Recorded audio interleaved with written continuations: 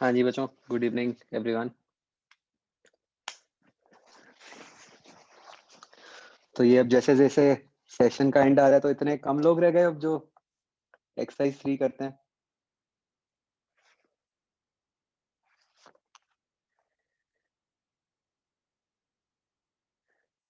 दस लोग हैं टोटल। अच्छा नहीं, 10 में से भी एक तो मैं ही हूँ। 9।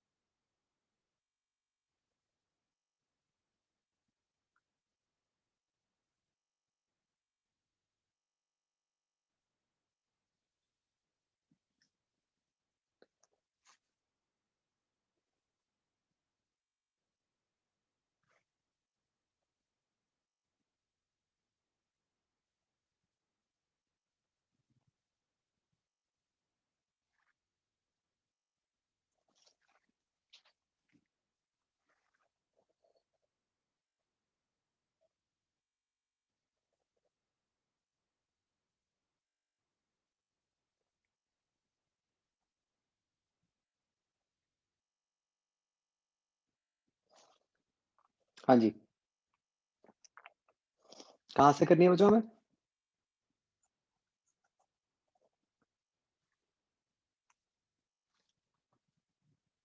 शुरू से ही करनी है क्या, स्टार्टिंग से? ओके। हाँ जी, ए पार्ट बच्चों।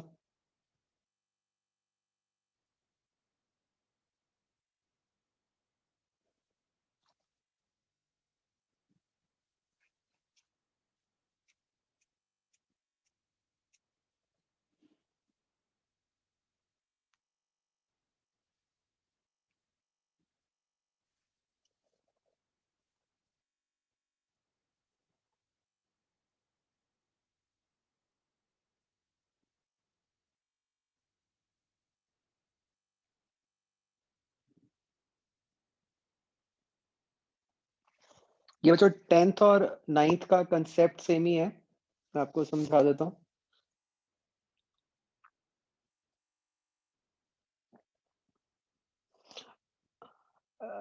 9th में तो ये है कि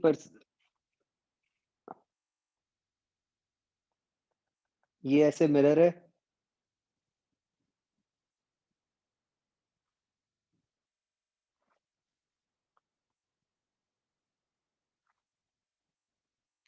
उसके यहाँ पीछे दीवार है, यहाँ पर्सन खड़ा है। मिरर की लेंथ 10 है, ये डिस्टेंस 50 है। और बच्चों ये टोटल 200 है। ये लैंग्वेज थोड़ी सी कंफ्यूजिंग है, कहीं हाइट लिखा हुआ है, कहीं विड्थ लिखा हुआ है।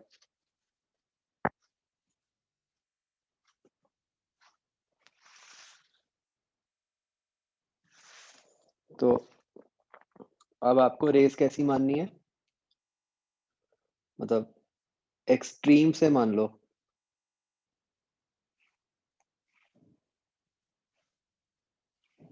कि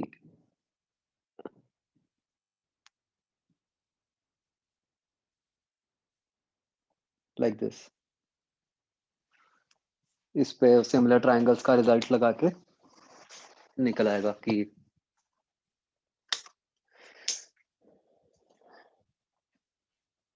ये वॉल की कितनी हाइट यूज हो रही है।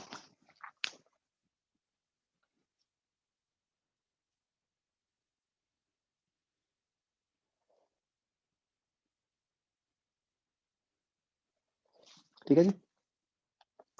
सर ये जो 10 सेंटीमीटर है मिरर का वो वर्टिकल में है, हम्म तो फिर ये लिखा हुआ है क्वेश्चन में वर्टिकल लेंथ 10।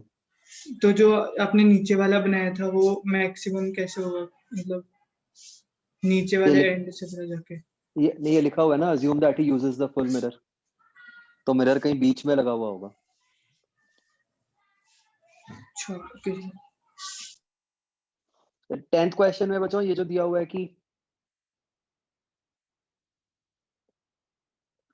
two-eyed man, तो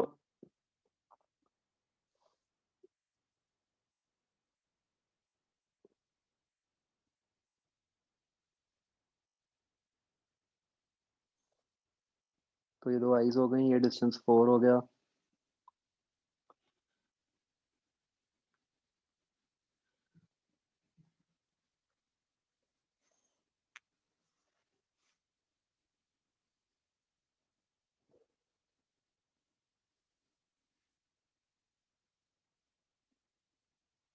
तो और जो पूरा डिस्टेंस है वो,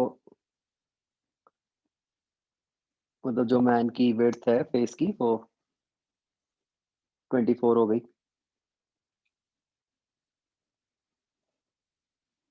तो अब हमें फिगर सोचना पड़ेगा कि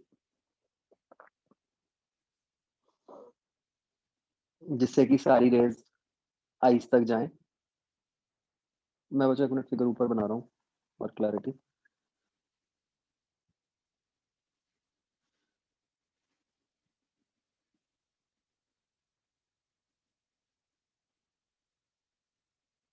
तो बच्चों एक बार सोचो कि जैसे अगर ये फेस है,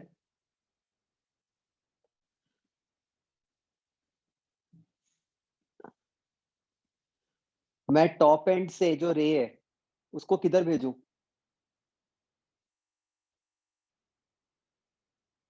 ये बच्चों मैंने टॉप व्यू बनाया था, इसीलिए मैं आइस को ऐसे दिखा रहा हूँ ना।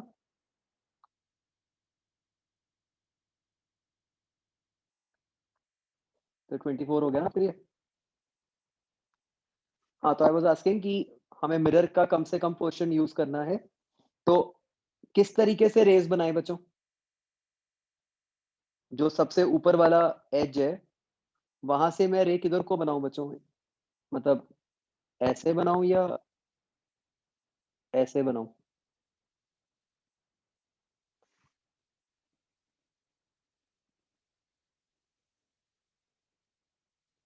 नीचे वाला है ना?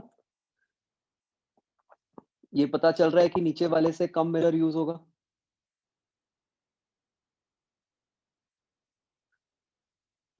तो हम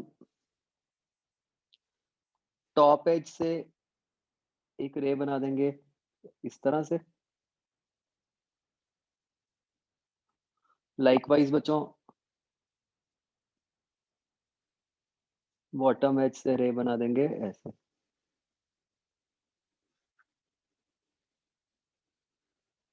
ठीक है, तो ये ज्योमेट्री यूज करके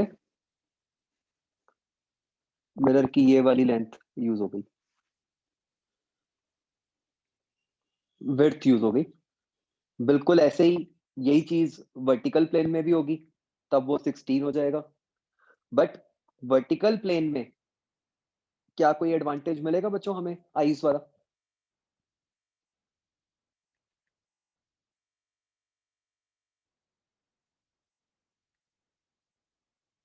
ये तो टॉप व्यू हुआ। अगर मैं साइड व्यू की बात करूं, तो साइड व्यू में तो आई का एक ही लेवल है ना।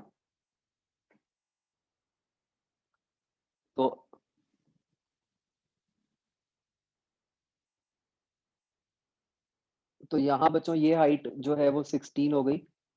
तो यहाँ मिरर कितना यूज होगा?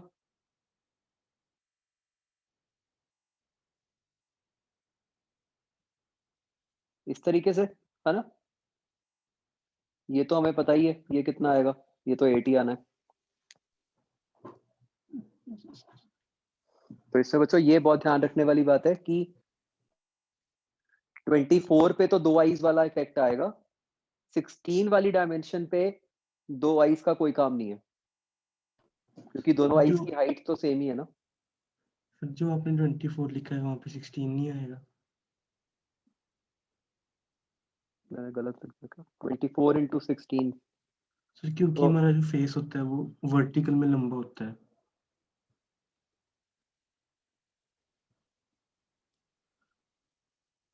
ट्रू, मतलब ये नहीं पता इन्होंने किस तरह लिखा है। मतलब नॉर्मली हम कोई भी डायमेंशन जब लिखते हैं वो विड्थ इंटू हाइट लिखते हैं ना। खैर हमें उससे कोई फर्क नहीं पड़ेगा इस क्वेश्चन में, क्योंकि वो रेशियोज ही बननी है हमारी तो, isn't it बच्चों? 24 लेने से कुछ और आंसर आएगा, 16 लोगे तो उसका कुछ और आएगा। नहीं, वो कुछ फिक्स्ड रेशियो होगी ना, आई थिंक, कि जैसे कि मतलब कि 24 का कुछ 1/3 1/4 जो भी आ रहा होगा, अच्छा 16 का हाफ, तो वो तो सेम रेशियो से मल्टीप्लाई होना है, तो जो हाँ मर्जी ले ठीक लो। है, yes, yes. हम्म। हाँ बच्चों, ऐसे ही किया था। तो देखो ये अच्छा क्वेश्चन बन गया, क्योंकि h/2 तो सबने याद किया होता है ना? इसमें एक्स्ट्रा यूज हो गया कि आपको कि पूरा पता है कि नहीं पता रेस का। सर इसके अंदर हमें क्या ये यूज करना पड़ेगा कि जो आईज हैं उनके बीच में तो 4 सेंटीमीटर है, पर आईज के जो साथ में जो यहाँ पे फेस खत्म होता है वो भी इक्वल है, दोनों का सिमेट्रिकल है, मतलब आईज, ये यूज करना पड़ेगा या उसके बिना हो जाएगा? हम्म,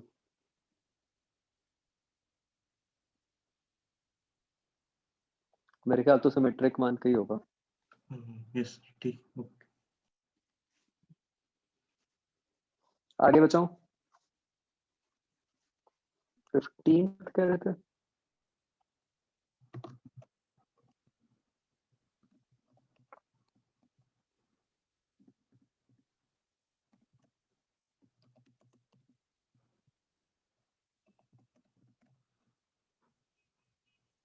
Particle is placed at O. Man at P can move along path Py and Py dash. Okay. For all points on Py, man can see the image of O.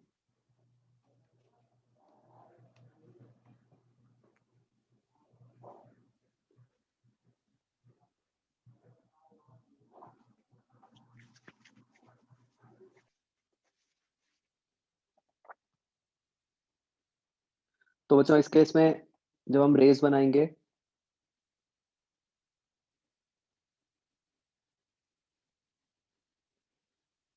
ये रे ऐसे जाएगी और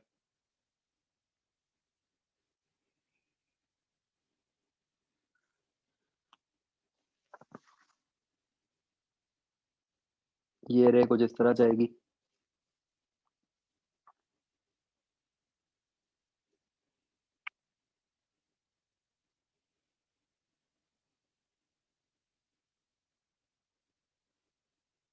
ये तो एक्सट्रीम्स हो गए।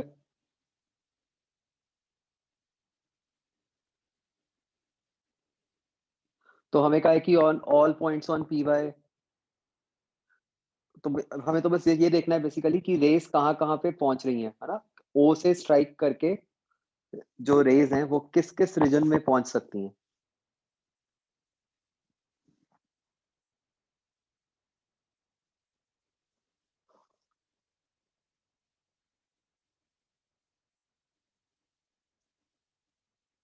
तो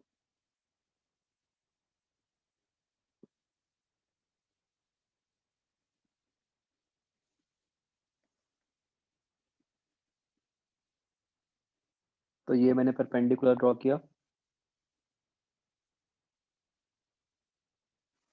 तो बच्चों ये तो समझ आ रहा है कि जैसे अगर मैं कोई और लाइट रे लेता भी हूँ,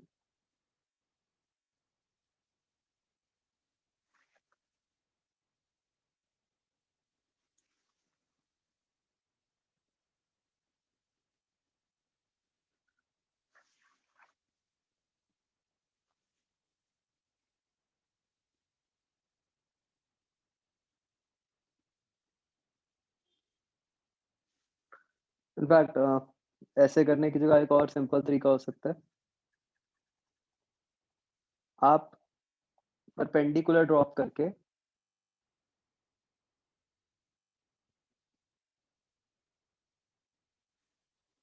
इसकी इमेज बना दो ओ डैश।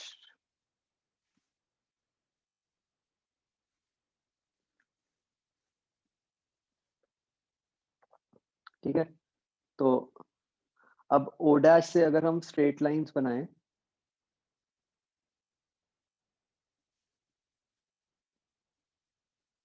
ये एंगल 45 दिया हुआ है क्या? हाँ तो दिया हुआ है, यस। वो निकल गया।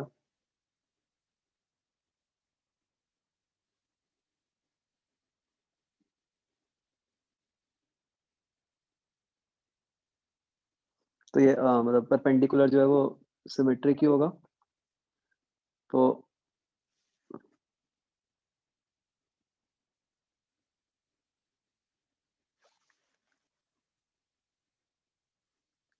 अगर हम बच्चों यहाँ से रेस बनाएं तो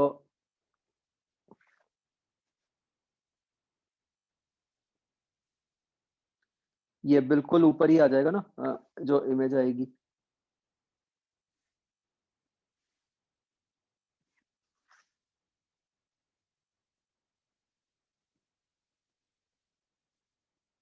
ऐसे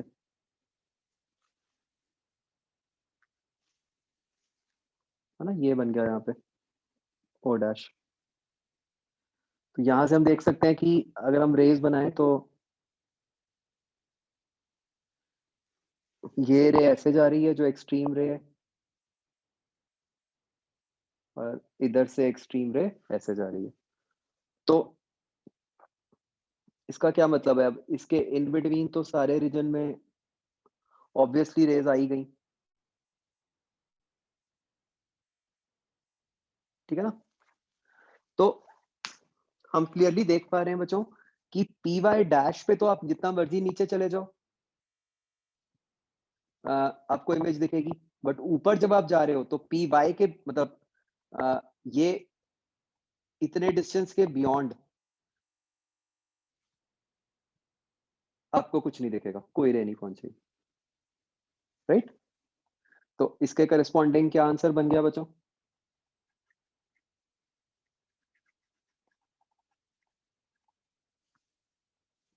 सी बन गया, है ना। आपने बच्चों एक बात तो ऑब्जर्व की है, जैसे आपने जो मेरे से डाउट्स पूछे हैं या जो और क्वेश्चंस भी हैं, हर क्वेश्चन में फिगर बनाना पड़ रहा है ना। कोई भी क्वेश्चन ऐसा नहीं है कि आप सीधा फॉर्मूला से कर लोगे, है ना? ये इस चैप्टर की खासियत है। There is a huge difference between what is asked in mains and what is asked in advance. And advanced का जो क्वेश्चन है वो मतलब ऐसे प्रॉपर फिगर बना के ही होगा।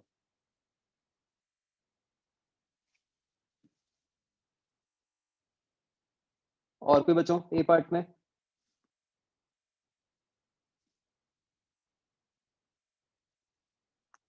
क्योंकि आप समझ रहे हो ना कि इस चैप्टर का जो फिजिकल कंसेप्ट है वो बहुत ही छोटा सा है। अब रिफ्लेक्शन है, उसमें फिजिक्स क्या है? वो तो सिर्फ इतनी है, I equal to are.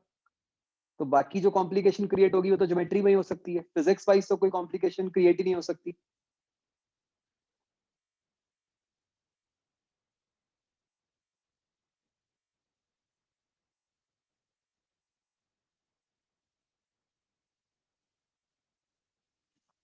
18th question का बच्चों क्या आंसर आता है?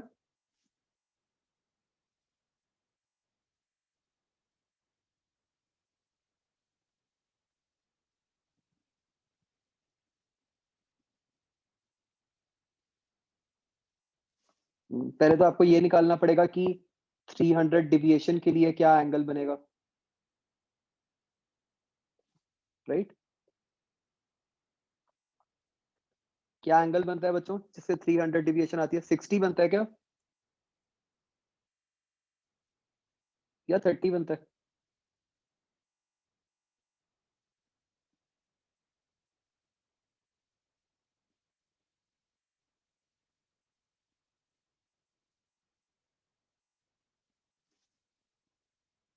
बोलो भाई, दो लोगों ने किया क्या काम?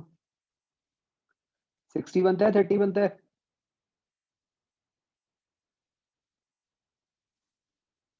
क्वेश्चन 4।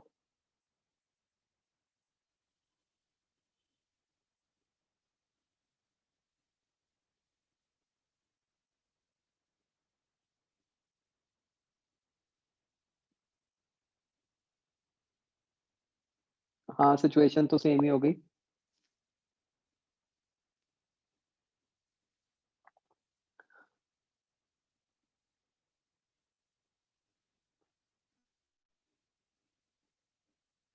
यहाँ पे एंगल थीटा क्या आता है? तो ये वाले क्वेश्चन में तो आंसर मैच कर जाता है कि थीटा 60 मैच कर रहा है, पर उसके अंदर नहीं मैच कर रहा। नहीं, यहाँ पे थीटा 60 आता है फोर्थ में। यस सर, थीटा 60 आता है।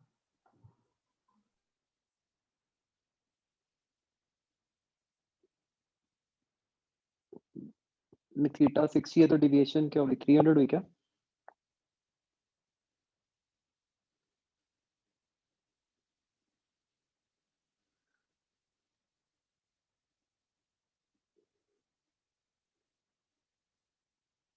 नहीं, डिविएशन तो 240 हुई ना, तो गोपाल इससे तो अलग हो गया ना। अच्छा ओके सर, मैंने 2 पाई माइनस कर लिया। हाँ जी बच्चों, ए पार्ट डन।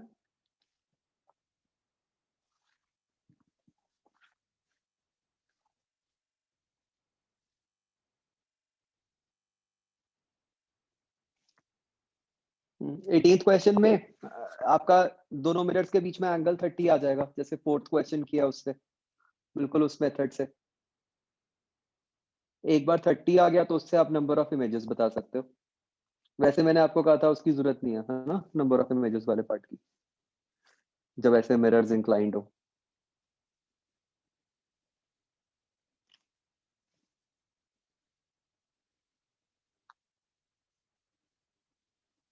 आगे बच्चों, बी पार्ट।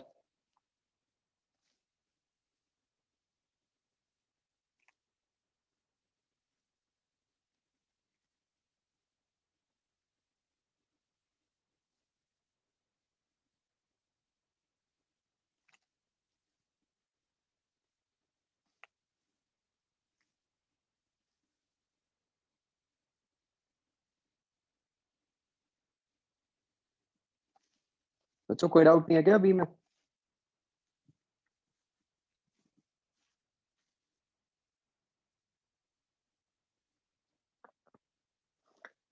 थर्ड क्वेश्चन,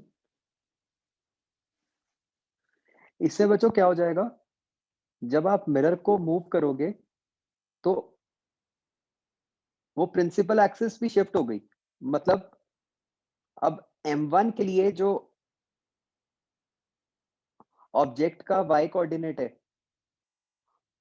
या HO जो है वो -1 mm हो गया, एंड सिमिलरली m2 के लिए भी जो हुआ वो +1 mm हो गया।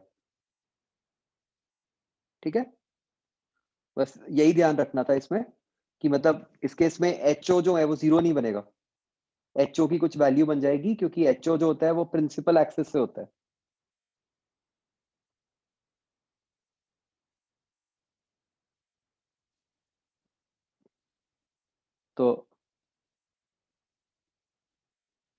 तो मिरर की फोकल लेंथ 20 है,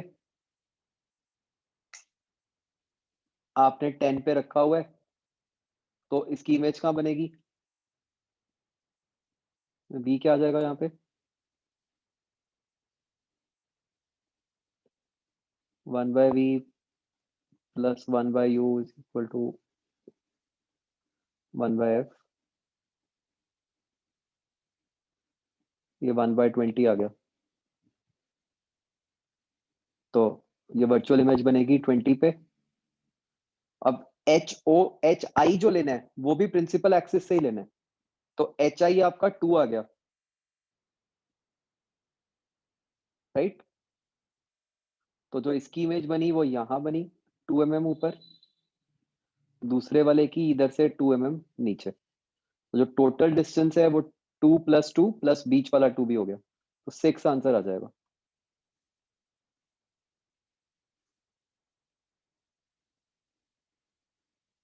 तो कुछ और है क्या पीछे?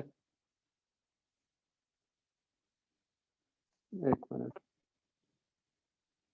2 mm नहीं 6 आएगा। ये मैंने सॉल्व ठीक किया ना, V20 आता ना।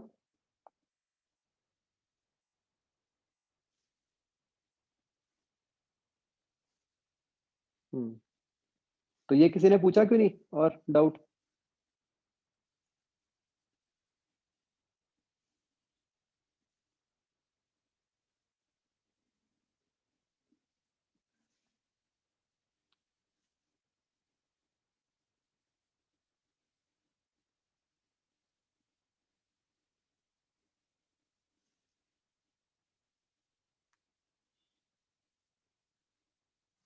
चलो आगे बचो। कौन सा कह रहे थे? 17th कह रहे थे?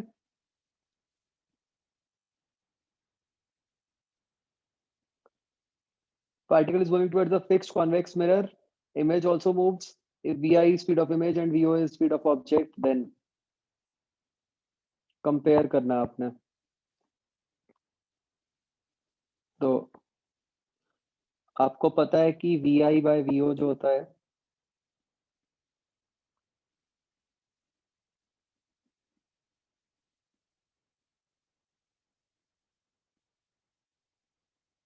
वो बच्चों minus V square by U square होता है, और क्या ये बन जाएगा F square over U minus F whole square बच्चों?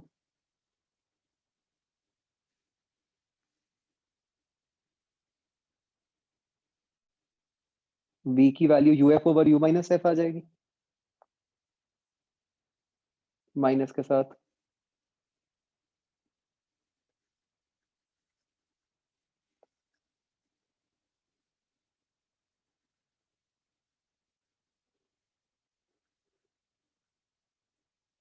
ये बन जाएगा बच्चों।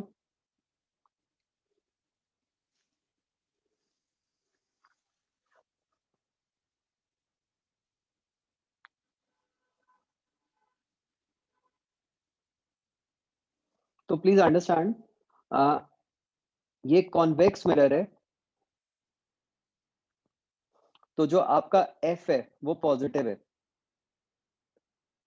और आपका जो यू है वो नेगेटिव है, isn't it?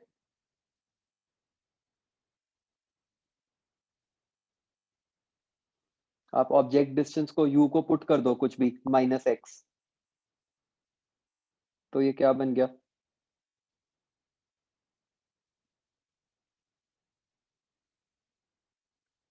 Minus F square over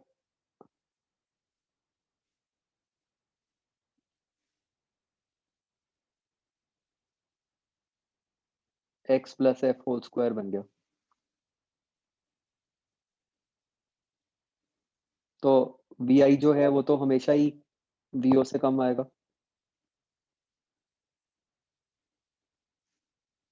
isn't it?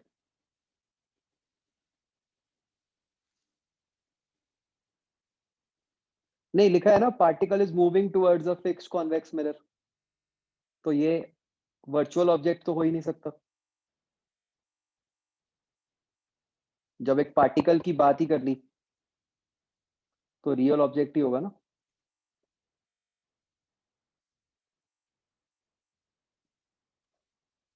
आगे बच्चों,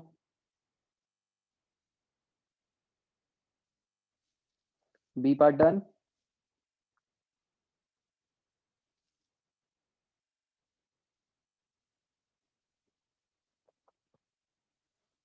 सी पार्ट तो हो गया था ना?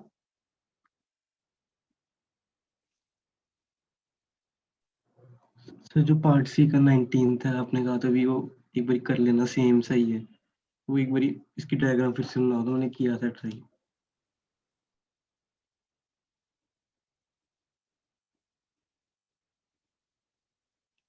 Object lies in a thick parallel glass slab. What was the distance between the first two images?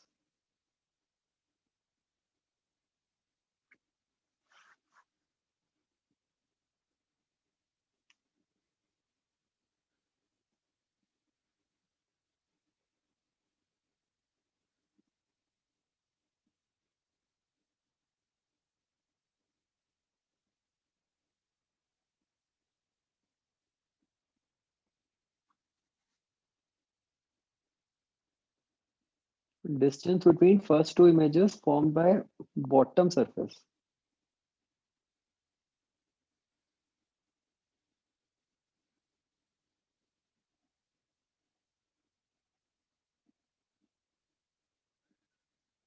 इसका क्या मतलब हुआ?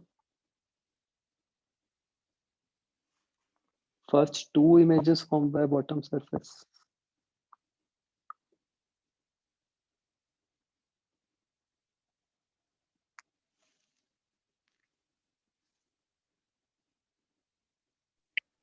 सर इसके अंदर नीचे वाले को पॉलिश नहीं किया?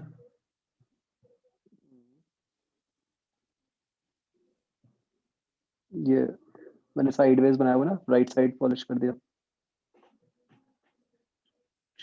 मैं नीचे वाला कह रहा था। अच्छा, थिक पैरेलल ग्लास। नहीं, आई थिंक बॉटम का मतलब उनका यही होगा। Okay sir. मतलब वो तो नहीं होगा, it will not make sense कि ऑब्जेक्ट हम ऐसे रखें और इसको पॉलिश कर दें। मतलब प्रोबेबली वो ऐसे कहना चाह रहे हैं,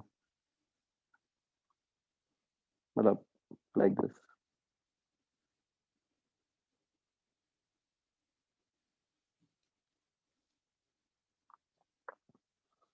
first two images formed by bottom surface, मुझे ये नहीं समझ आया। एक मिनट।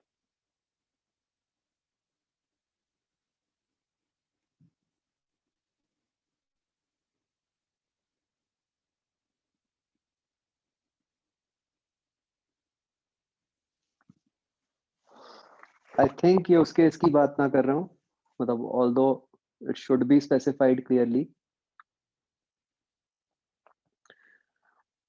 एक तो बच्चों अगर हम सिंपल केस माने कि रेज ऐसे गई, मिरर से टकरा के वापस आ गई, इस केस में इमेज कहाँ बनेगी बताओ?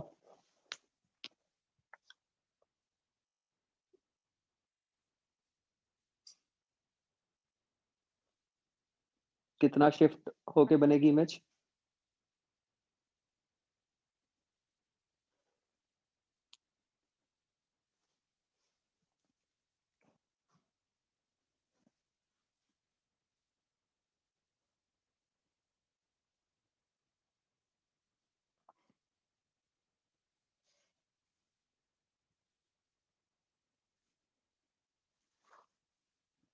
बोलो भाई, कहाँ बनेगी इमेज?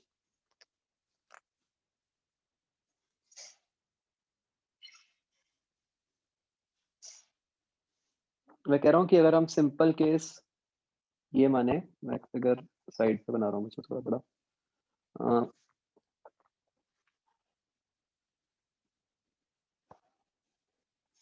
ऐसे ग्लास स्लैब ये पॉलिश कर दिया और हम मान रहे हैं रे इस तरह जा रही है। इस केस में इमेज कहाँ बनेगी?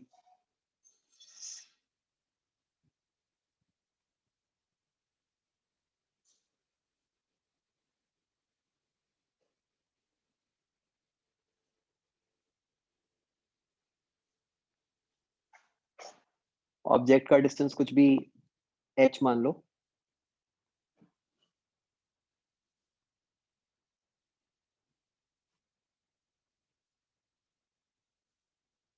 स्लैब थिकनेस t हो गई।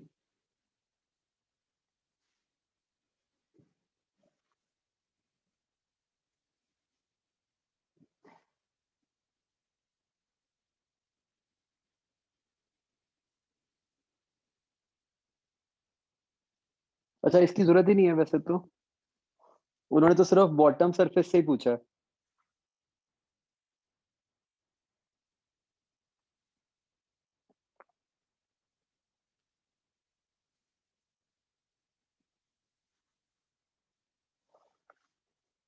हाँ बच्चों, तो ये जरूरत नहीं थी, मैं तो फाइनल इमेज निकाल दी।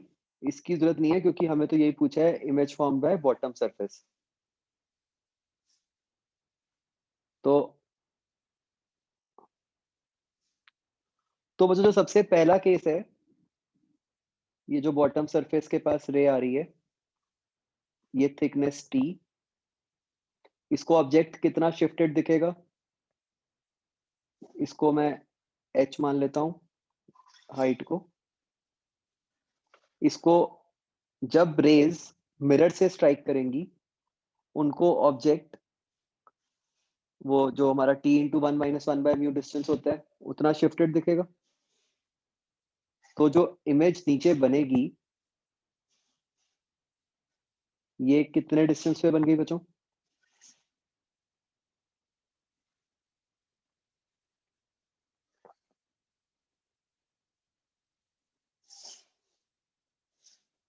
शिफ्ट कितना हो गया? t into 1 minus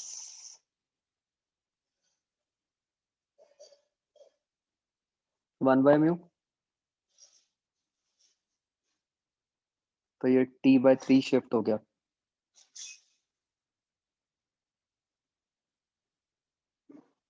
correct. तो मतलब मिरर को जो ऑब्जेक्ट है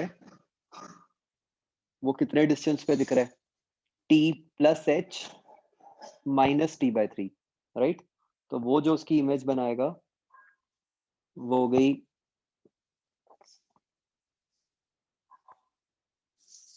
h प्लस 2t/3। देखो बच्चों ये बात क्लियर हो रही है?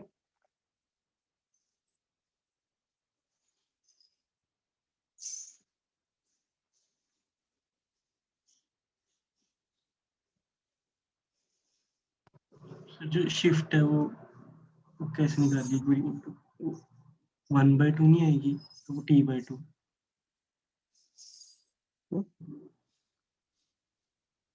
कितनी आएगी? क्या कह रहे हो?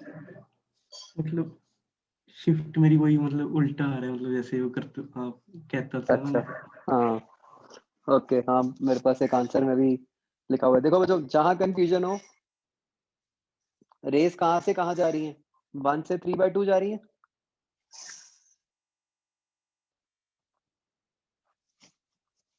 ठीक है, चेक कर लेते हैं। रेस जा रही है 1 से 3/2, तो हम निकालते हैं एक बार। मैं इस वाले इंटरफेस पे लगा रहा हूं बच्चों। तो n2/v माइनस n1/u, u हो गया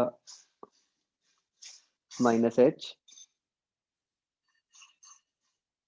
right, is equal to 0।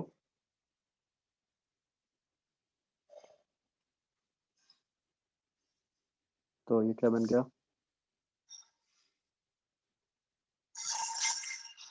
3/2v is equal to minus 1/h।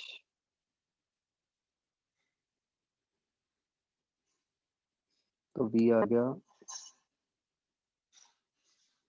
Minus 3h/2।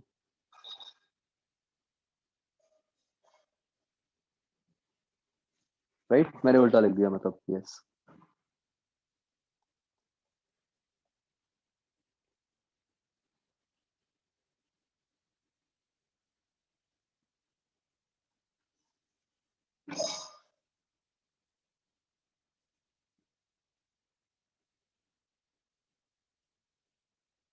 इसको ऐसे भी सोच सकते थे सीधा सीधा ही कि जो हमारा ऑब्जर्वर है, मतलब जो मिरर है एक तरह से, वो डेंसर मीडियम में है ना। तो ये कौन सा केस हो गया? Fish looking at bird. तो उसमें मल्टीप्लाई हो गया था ना। यस, तो मैंने गलत लिख दिया था बच्चों। तो क्या बन गया इमेज डिस्टेंस?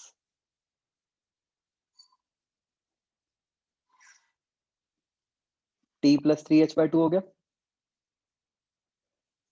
है ना बच्चों।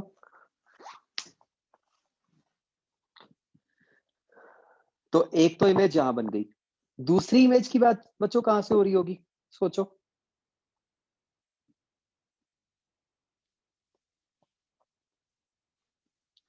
मेरे ख्याल से जो वो बात कर रहे हैं दूसरी इमेज की, वो यही हो सकता है केस कि हम माने कि रे यहां आ रही है, इधर से रिफ्लेक्ट हुई, अब इस इंटरफेस पे वो फिर रिफ्लेक्ट होएगी जो थोड़ी सी रे।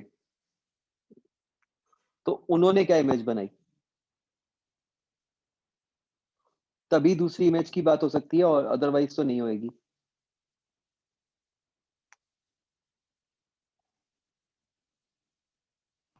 एक वो वाली रे भी तो हो सकती है जो स्ट्रेट जाए नॉर्मल।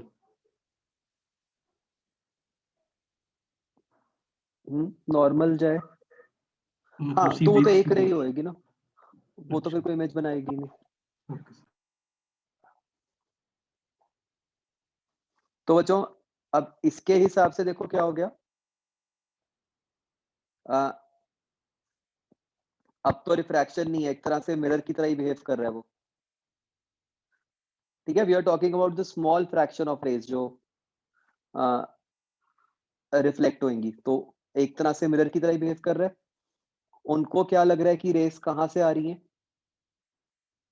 कितने डिस्टेंस से, 2t प्लस 3h/2।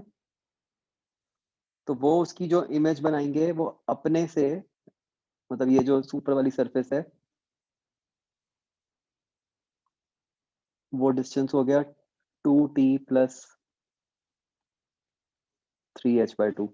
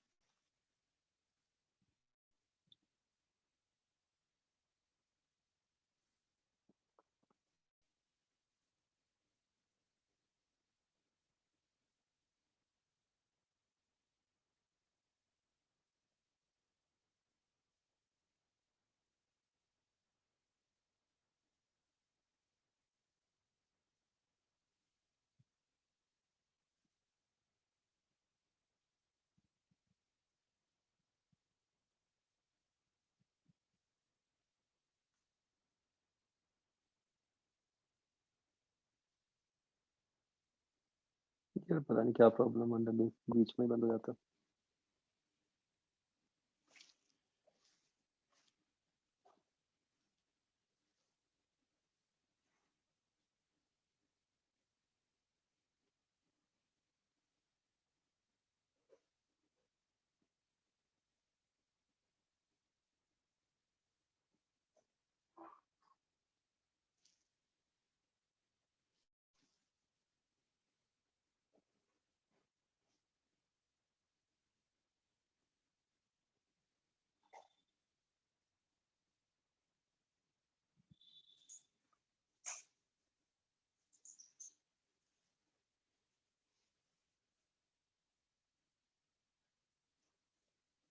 हाँ बच्चों, ये बात क्लियर हुई।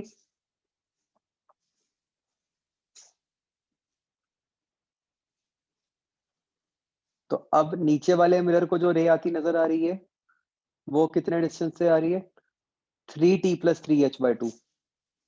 तो वो उसकी जो फाइनली इमेज बनाएगा नीचे वो हो जाएगी 3t प्लस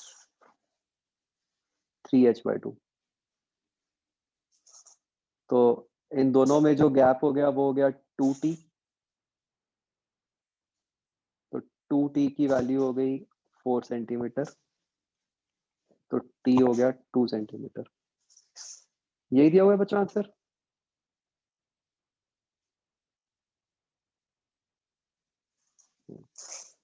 तो ये आइडियली लिखा होना चाहिए था। समझ आ गया बच्चों कैसे बनाई है दूसरी इमेज? ओके।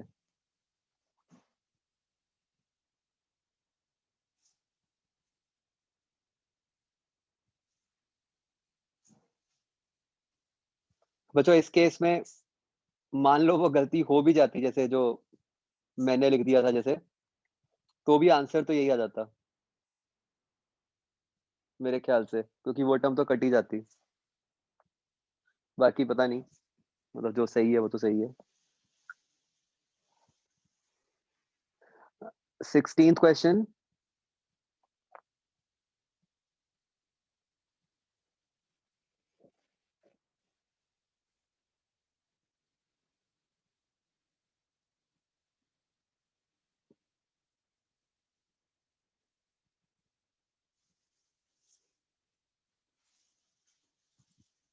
तो तो जो इन्फॉर्मेशन पहले दी हुई है उससे ये क्लियर हो गया कि जो मिरर की फोकल लेंथ है वो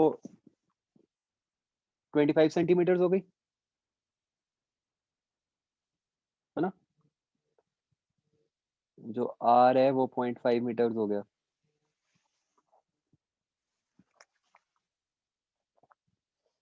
अब हमें कहा है कि when the mirror is placed at depth of 0.2,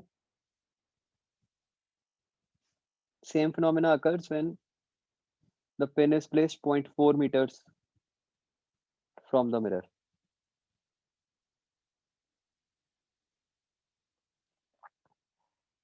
ठीक है बच्चों? तो बच्चों इसमें अब क्या हो रहा है कि देखो पूरा सॉल्व करने की हमें जरूरत ही नहीं है।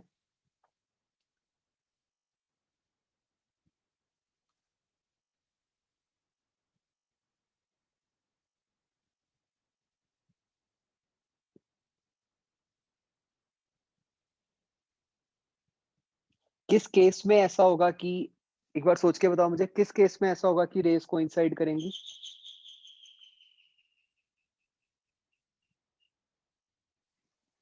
मतलब क्या कंडीशन बनाए हम? एक तो ये है कि पूरा सॉल्व कर दें हम, कि पहले रिफ्रैक्शन फिर रिफ्लेक्शन फिर रिफ्रैक्शन।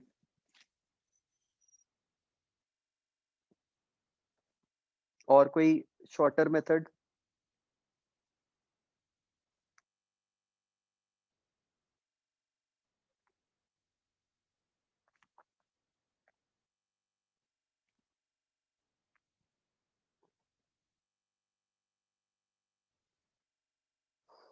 तो देखो बच्चों इसमें ऐसा होना चाहिए ना कि जो रेज हैं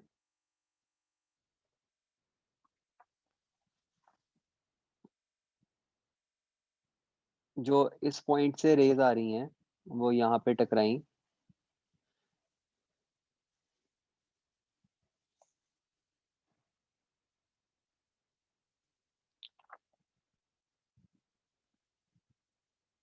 ये ऐसे रिफ्रैक्ट होंगी। ये रिफ्रैक्ट होके बच्चों किस तरीके से जानी चाहिए? ये रिट्रेस होनी चाहिए रेस, है ना? तभी ऐसा होगा कि वापस इमेज वहीं पे बनेगी,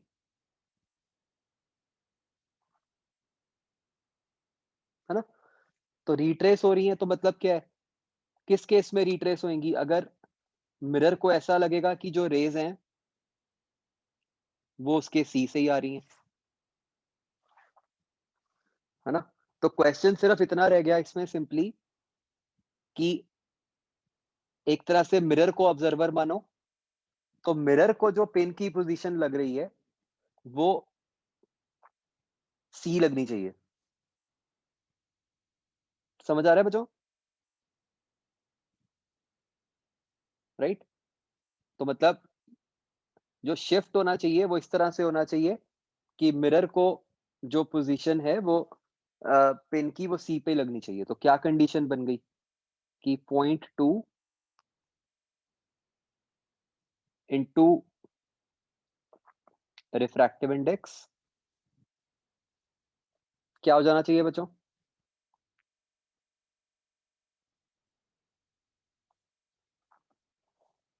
0.2 प्लस 0.2 इंटू रिफ्रैक्टिव इंडेक्स, या मतलब जैसे भी, मतलब सरफेस से अगर हम डिस्टेंस लेंगे तो 0.2 इंटू रिफ्रैक्टिव इंडेक्स कितना हो जाना चाहिए? ये 0.3 हो जाना चाहिए बच्चों,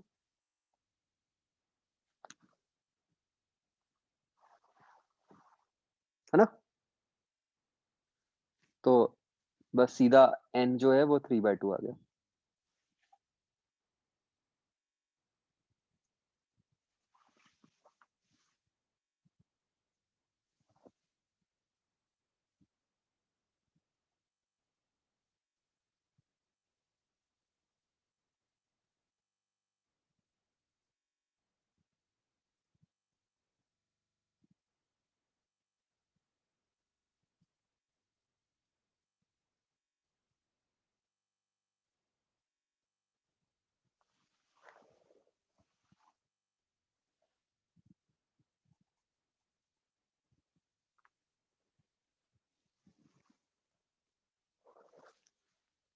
ओके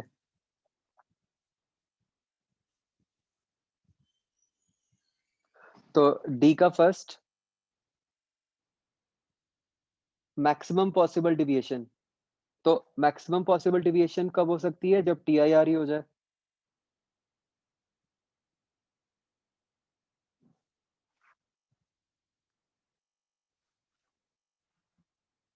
राइट? सर जब TIR होगी तब वो along the surface नहीं जाएगी? नहीं TIR पे तो रिफ्लेक्ट हो जाएगी ना। अच्छा आप कह रहे हो कि जब C लेंगे, मतलब C से जस्ट ज्यादा मान लो, हल्का सा limiting case, sir just greater मैं देन C मान लो एंगल। हाँ सर ठीक है, वो समझ आया। सर मैं एक ये चीज पूछनी है कि जैसे अगर सपोज हम एक बार देख के देखें कि मैं एंगल ऑफ इंसिडेंस इंक्रीज करता जा रहा हूँ और देखते जा रहा हूँ कि मतलब किस तरह से रेज बन रही हैं, तो अगर मैं C से छोटे वाला एंगल ऑफ इंसिडेंस लूँ तो उसके लिए जो रिफ्लेक्टेड रे लूँ तो उसका डिविएशन ज्यादा नहीं होगी पाई माइन इस वाले से आंसर से? अगर हम C से छोटा लें एंगल ऑफ इंसिडेंस नहीं, और उसकी देखो क्या है कि हमें ये तो पता है कि सबसे पहले तो हम ये समझें कि जो डिविएशन मैक्सिमम होएगी वो रिफ्रैक्शन में होएगी या रिफ्लेक्शन में होएगी।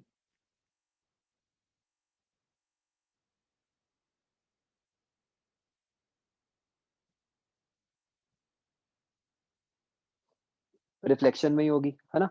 अब रिफ्लेक्शन में हमें पता है कि एंगल ऑफ इंसिडेंस अगर मैं I लिखता हूँ तो जो डिविएशन होती है that is pi minus 2I, है ना? तो मैं जितना I को छोटा करूंगा उतना मैं एंगल ऑफ डिविएशन मेरे पास बड़ा आ जाएगा। अब मैं I को छोटे से छोटा कितना कर सकता हूँ जिससे स्टिल TIR हो जाए?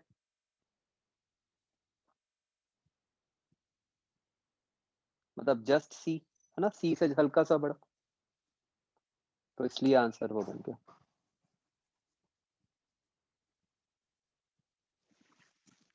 आगे बच्चों,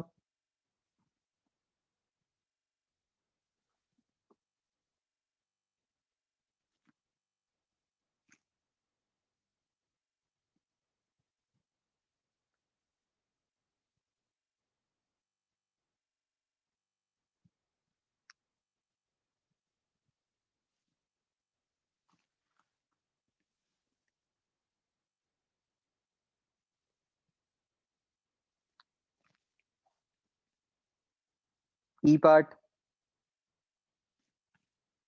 7th का क्या आंसर आ रहा है बच्चों? डी आ रहा है क्या?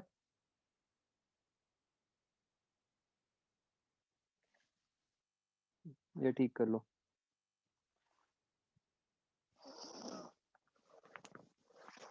आगे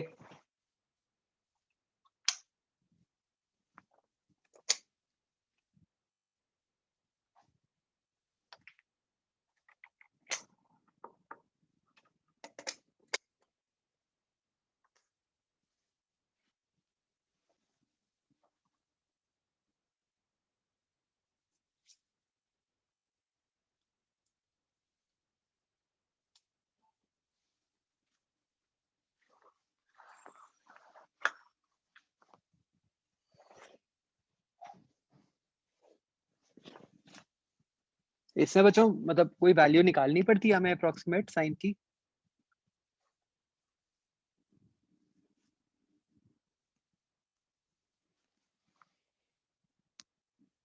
अच्छा मतलब क्या आ जाता है साइन थीटा, क्या आ जाता है?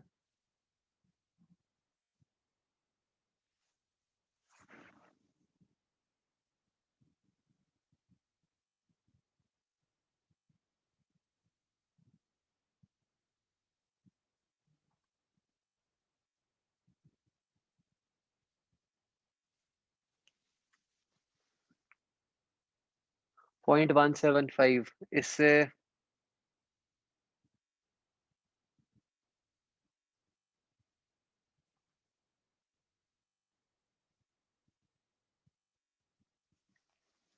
फिर कैसे निकाला? मतलब आई थिंक ऑप्शंस देख के निकाल लिया ना कि 15 का तो पता ही है आपको कितना होता है।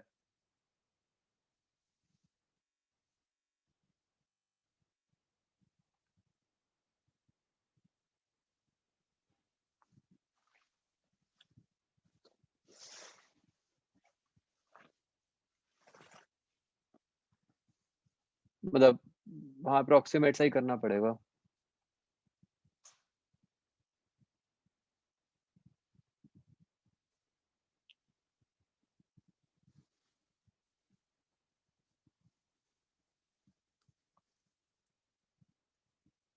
नहीं मतलब ऐसे you are not expected to know, मतलब ऐसा नहीं है कि न्यूमेरिक में आ जाएगा।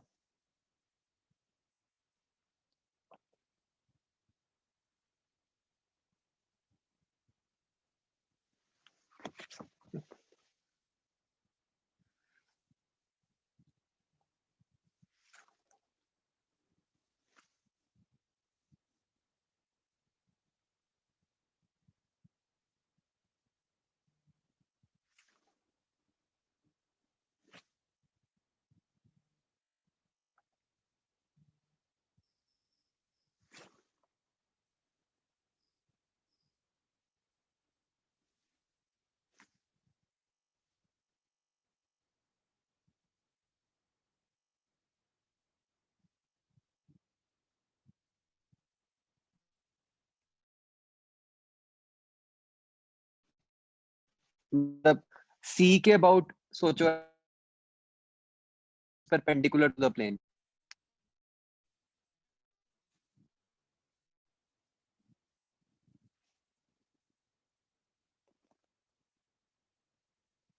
नहीं नहीं, you are not given calculator बच्चों, मतलब वो तो आपको ऐसी कैलकुलेशन नहीं आएगी जिसमें कैलकुलेटर की जरूरत हो, या आपको कोई स्पेशल वैल्यूज भी याद रखने की जरूरत नहीं है।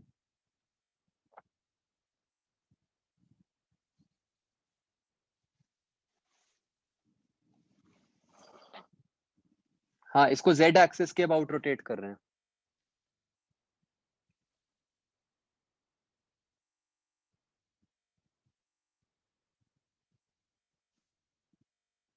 आगे बच्चों, नेक्स्ट एफ पार्ट।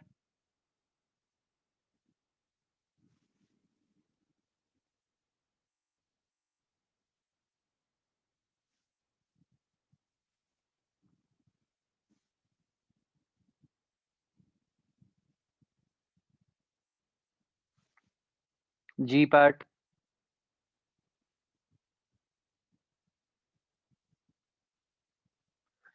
जी का फर्स्ट क्वेश्चन अच्छा है ना बच्चों, एकदम देख के लगता है कि पता नहीं क्या होगा, कैसे होगा।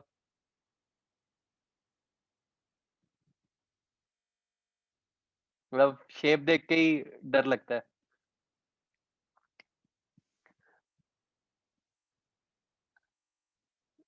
ये आईआईटी का ही है, प्रीवियस ईयर। रे ऑप्टिक्स से मतलब आईआईटी ने बहुत अच्छे क्वेश्चन पूछे हैं। मतलब इस साल भी उन्होंने जो पूछा था बहुत ही टफ क्वेश्चन था वो बाई चांस कुछ उनसे गड़बड़ हो गई तो वो क्वेश्चन बोनस हो गया। मतलब सीधा फॉर्मूला बेस तो पूछते ही नहीं वो कुछ।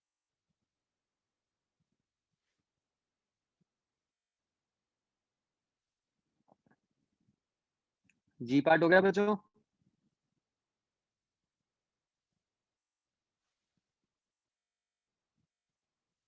सही है यार, तुम्हारे तो डाउट्स ही बड़े कम हो गए अब।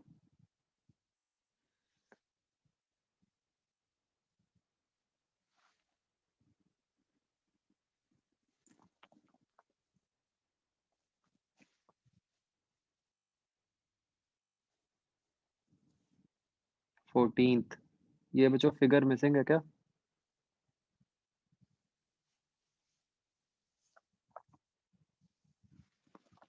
But I think standard situation ही है ना?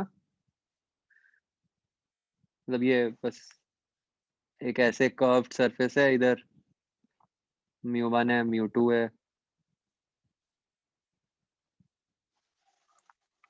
बस उससे हो जाएगा।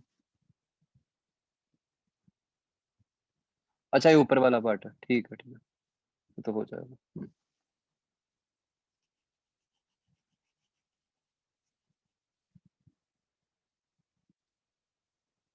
आपको ये दिया हुआ है कि ऑब्जेक्ट रियल है, बस अब तो उस फॉर्मूला में डाल के।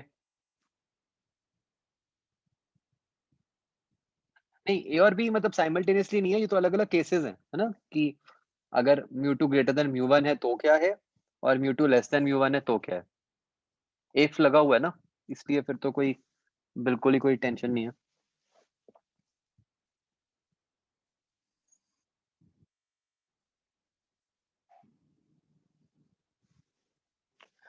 फिफ्टींथ क्वेश्चन, बस इसमें क्या होगा कि अब आप सीधा जो सेकंड पार्ट है, आप सीधा वो फॉर्मूला नहीं लगा सकते अपरेंट वाला, आपको रिफ्रैक्शन एट कर्व सरफेस वाला लगाना पड़ेगा।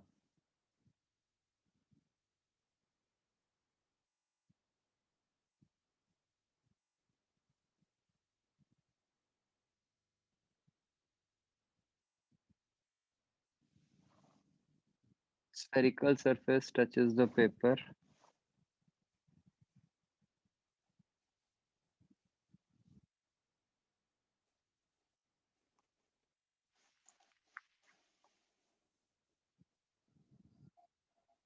तो मतलब दो रिफ्रैक्शंस हो गई ना, एक कर्व सरफेस वाली, एक प्लेन सरफेस वाली।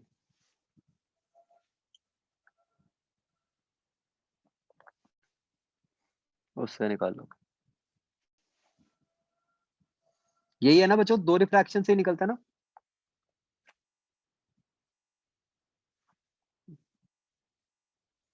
हाँ जी, H part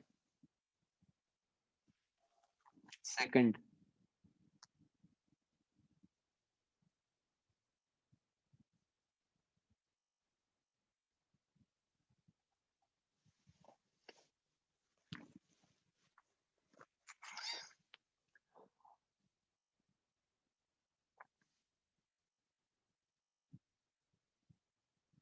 What should be the value of D so that image is formed on the object itself? तो अगेन बच्चों, ये कब होगा? अगर मिरर पे जो रेज होंगी वो नॉर्मली इंसिडेंट होंगी, अगर वो नॉर्मली होंगी तो वो रिट्रेस हो जाएंगी, ठीक है ना।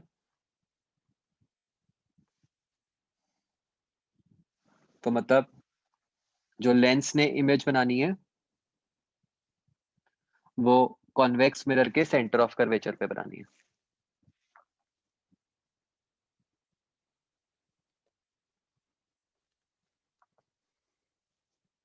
समझ गए?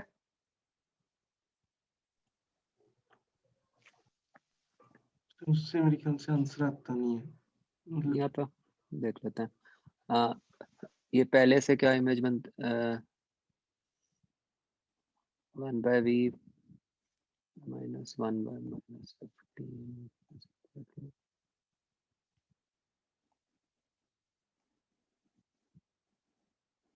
ये v30 आ गया,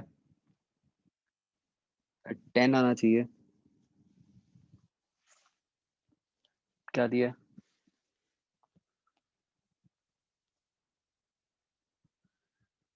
30 दिया हुआ है, नहीं वो फिर उन्होंने सीधे लिख दिया होगा। 10 आएगा बच्चों आंसर।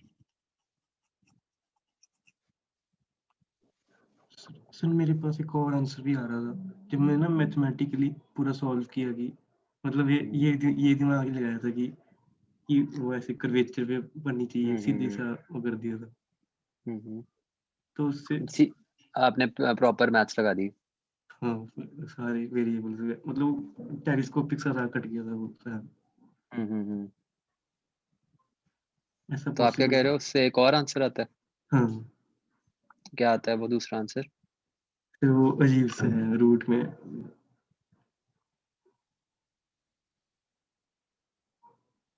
बनना तो नहीं चाहिए, आंसर तो एक ही आएगा। मुझे भेजना एक बार ना, देखेंगे क्या है। ठीक है सर, ठीक है। आगे बच्चों 15th,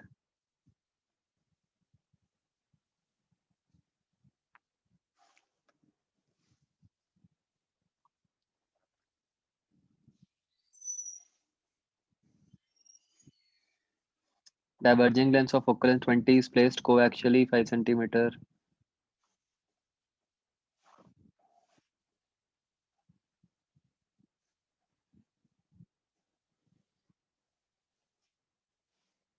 Towards left of a converging mirror of focal length 10.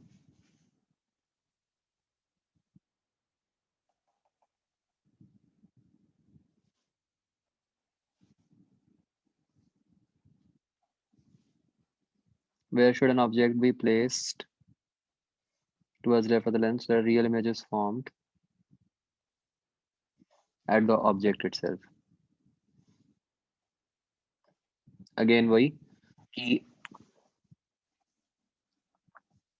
Lens से पास करने के बाद जो मिरर के पास रेज आ रही हैं वो मिरर को ऐसा लगना चाहिए कि वो उसके सेंटर ऑफ कर्वेचर से आ रही हैं।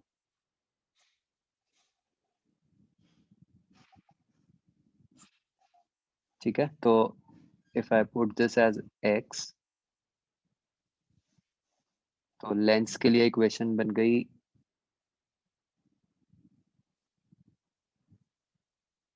One by V minus one by minus X is equal to one by minus 20।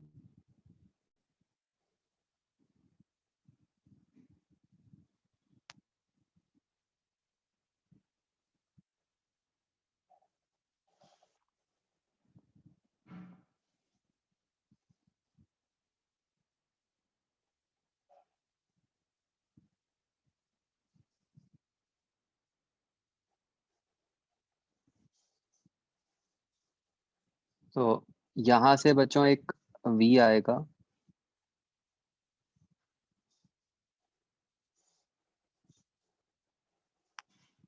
और ये v क्या होना चाहिए बच्चों?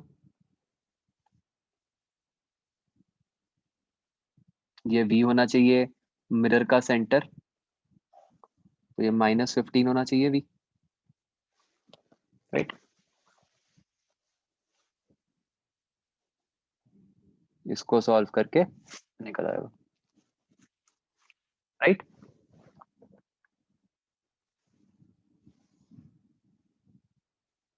ये मेथड बहुत स्ट्रॉन्ग है, रिट्रेस वाला, बहुत स्टेप्स कम कर देता है।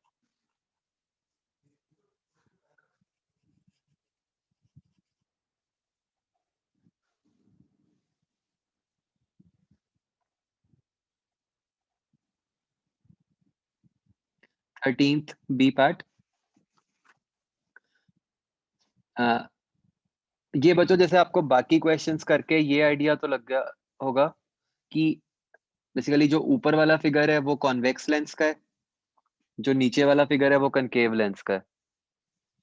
तो बस अब तो आप तो क्या करो, फोकस पे रखा हुआ है तो आप तो लगा दो लेंस फॉर्मूला,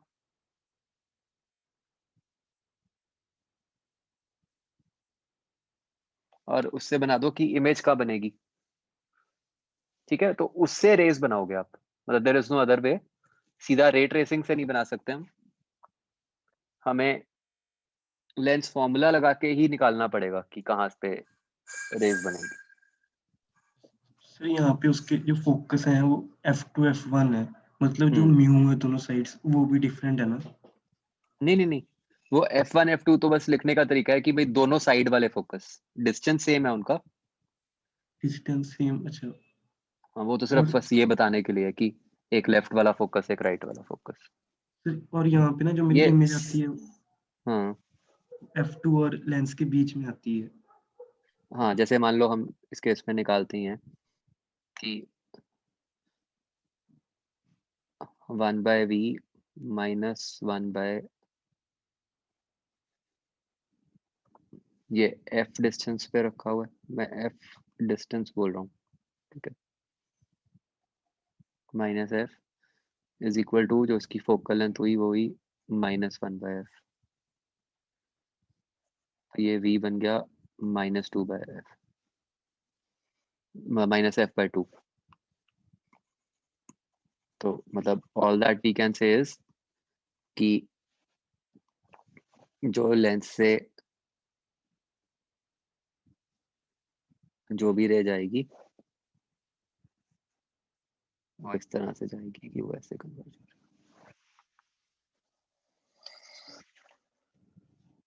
हाँ, मतलब वो रे है तो उसको दिखा दो उस तरह से।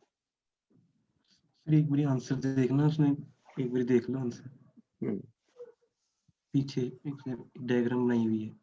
हम्म,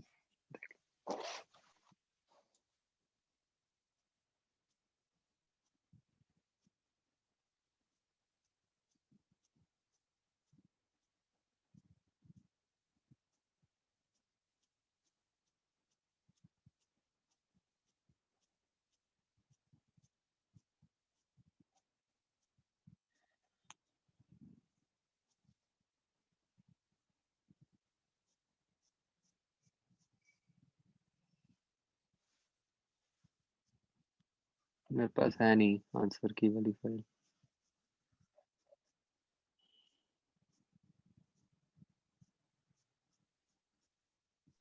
सर उसने F2 के ऊपर भी कन्वर्ज करवाई हुई है।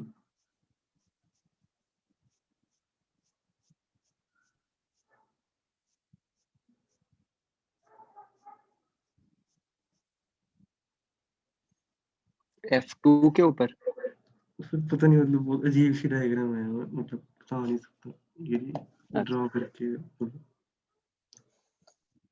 चल अभी मैं देखता हूँ एंड में ढूंढता हूँ। एनीवेज मतलब F2 पे तो नहीं आएगा वो, मतलब जैसे मैंने बताया था वो बीच में ही जाएंगी। अभी देख लेते हैं, आगे बचो।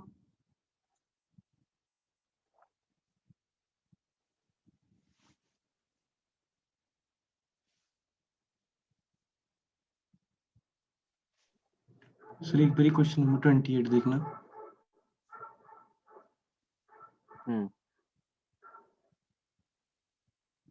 सेम बिल्कुल जो भी हमने डिस्कस किया था। सर इसके अंदर ना जैसे आंसर जैसे 20 पे है तो वो 20 पे बनेगी ना आगे, मतलब ये फोकल लेंथ है वो 10 है, तो इसके जो आंसर दिया हुआ है वो भी 20 दिया हुआ है, तो एक बार देखना वो मैथमेटिकली ऑब्टेन नहीं होता 20 answer. At what distance x from the lens should a concave mirror be placed so that final image coincides?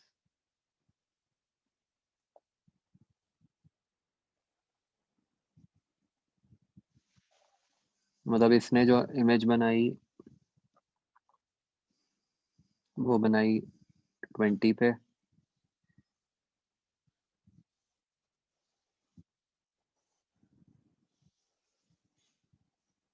और concave mirror of focal length 60।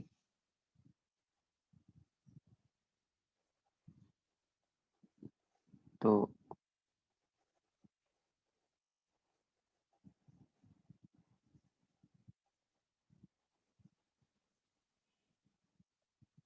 Actually इसमें दो आंसर बन गए ना।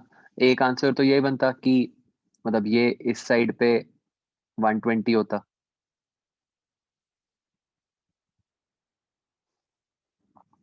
ठीक है ना, वो ऑप्शंस में है नहीं। दूसरा आंसर क्या बन जाएगा, अगर मिरर ही आपने यहाँ पे ही रखा होता ऐसे। सर ये जो 20 वाला ना ये मैथमेटिकली नहीं आता, उससे इन्फिनिटी बन जाती है 1/0।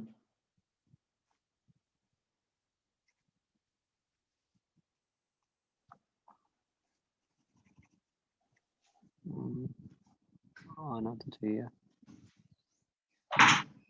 भेजना मुझे ना, देख लेंगे। एक 140 वाला तो बनेगा ही। Yes sir, okay sir. हम्म,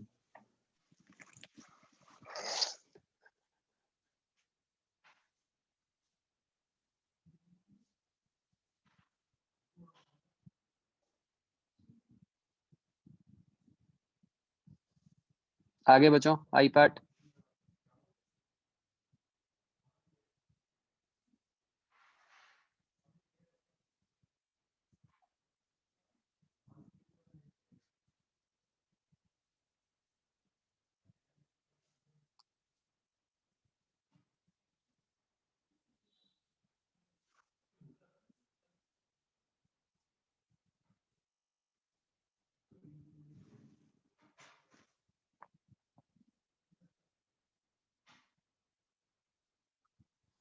H26 जो है बच्चों, देखो इसमें एक तो आपको अलग अलग U और V की पोजीशंस दिख रही हैं, उससे F तो निकाल ही लिया आपने, है ना सीधा। अब बचता है कि ये उसमें एरर कैसे निकलेगा। यही डाउट होगा, है ना?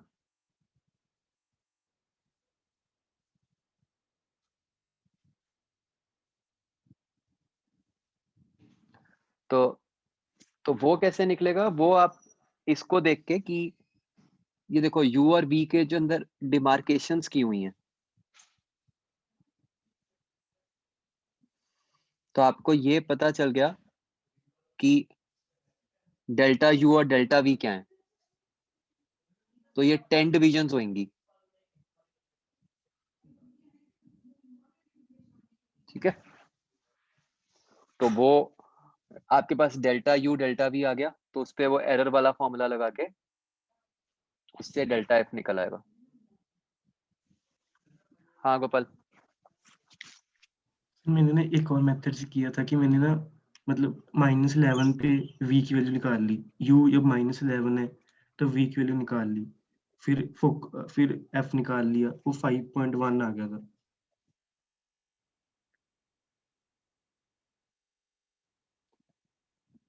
जब u -11 है तब मैंने v की वैल्यू निकाल ली। कैसे निकाली? वो तो फंक्शन में पुट करके।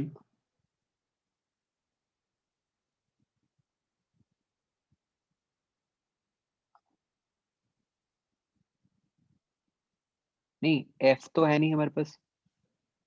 पहले तो मतलब वो तो हमें पता ही है ना कि u -10 पे v की वैल्यू 10 होगी, तो वहां से तो f मैं निकाल ही सकता हूँ एक, जो 5 आ f, जाएगा। हाँ। तो फिर मैंने एक और f की वैल्यू देखी -11, 9.5 पे। नहीं, ये कैसे पता चला कि वो -11 पे 9.5 है? जो फंक्शन में पुट कर दिया ना -11, फिर v की वैल्यू 9.5 आ गई। नहीं तो फिर उसमें ये नहीं, मतलब फिर f को क्या पुट किया? नहीं, मैंने पहले इसके कौन अंदर से मैंने फंक्शन में पुट किया? u u+9 into v minus, मतलब xy इक्वल टू c वाला फंक्शन है ना ये, नहीं, शिफ्टेड। हमें कैसे पता? अच्छा, तो कोई भी शेप हो सकती है ना। पर वो 45 डिग्री वो दिया हुआ था इसका, तो मैंने वो तो सोचा वो लाइन है बस, हाँ, उससे तो नहीं क्लियर हो रहा। पर उससे आया था बाई 5.1 चांस पे। मतलब, ठीक ओके। है, बट तरीका दूसरा ही है ना वो एरर्स लेके। हाँ बच्चों, आई पार्ट, एनी डाउट्स?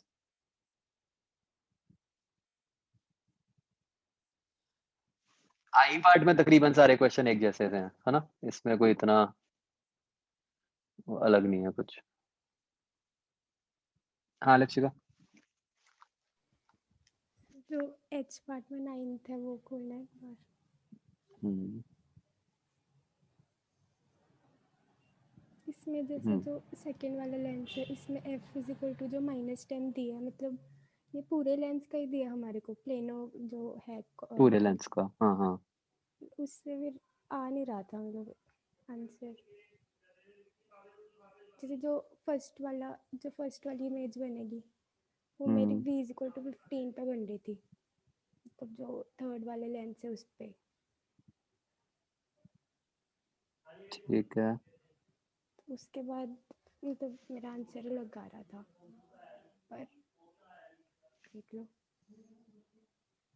एक बार ट्राई करना, आना चाहिए। आ रहा है बच्चों आंसर?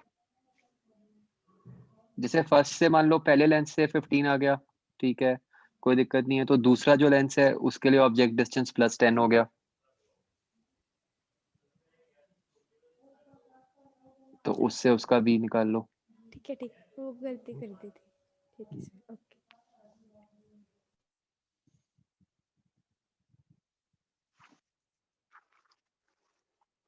और किसका आंसर कह रहे हो? फोर्थ का b? कौन से का, इसका या अगले पार्ट का?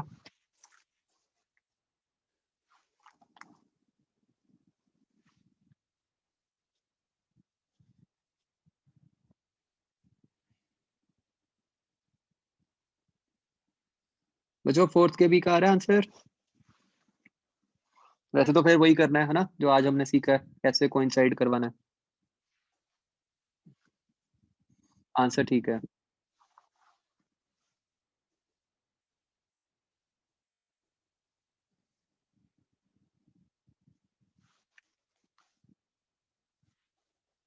राइट, डन बच्चों। सर हाँ जी। सर 1 मिनट फोर्थ खोलना एच का।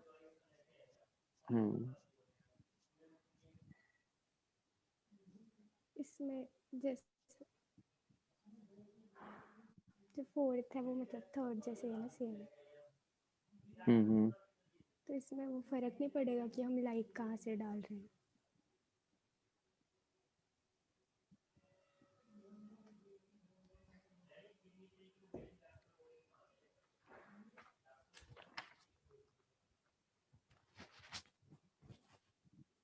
नहीं, आंसर तो सेम ही आएगा। हम कोई भी केस में देखें, मतलब लाइट की डायरेक्शन हम कुछ भी ले लें, हमारी फोकल लेंथ की वैल्यू तो सेम ही आ जाती है ना फाइनली। सर जैसे जो थर्ड वाला क्वेश्चन था उसमें मतलब अच्छा उसमें जैसे अगर हम μ1 से डालते हैं, मतलब उनने लिखा है ना कि बीम इज अच्छा, वो है ही इस तरह से क्वेश्चन ही है। ठीक है ठीक है। तो मतलब इसमें भी फिर फोर्थ में भी अलग नहीं आ रहा, मतलब मेरा अलग आ रहा था अगर। समझ गया मैं।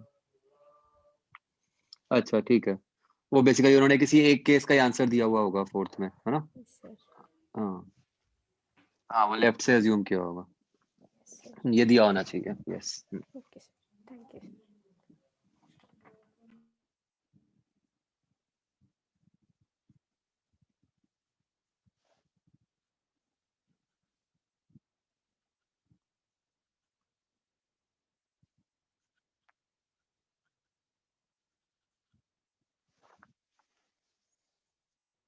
राइट बच्चों, डन। मुझे तो करना नहीं है। के बच्चों ट्राई कर लेना एक बार, है ना? फिर ये के डिस्कस कर लेंगे बाद में। सर वो वाला क्वेश्चन निकालना एक बारी, थर्ड क्वेश्चन पार्ट बी का, जो आप कह रहे थे कि पूछा क्यों नहीं, मतलब ऐसे वो वाला। फिर उसका मेरा मैच कर रहा था आंसर। सर आप एक बारी वो बता दो कि जो राइट साइड पे इमेज बनी थी वो 2 ऊपर क्यों बनी थी? मेरी 2 नीचे आ रही है। नहीं, जो M1 मिरर है हाँ उसके लिए जो प्रिंसिपल एक्सिस है वो हाँ जी। ये वाली है, हाँ हाँ हाँ और जो उसके लिए H, अच्छा ठीक आपने है ठीक फिर है, मैंने डी गलती बाई कर यू दी। लगा दिया, मैंने मैंने समझ गया मैं। हाँ लेंस वाला लगा दिया फिर सर आप। नहीं नहीं, वो गलती नहीं की मैंने। मैंने HI को इन्वर्ट कर दिया यहाँ पे, तो HI इन्वर्ट ही नहीं होगा आई बिलीव। हाँ एक हाँ, एक सेकंड कर ही लेते हैं पूरा। एक बारी देख लो। ये HO आ गया हमारा -1, U था -10, तो V तो +20 आएगा।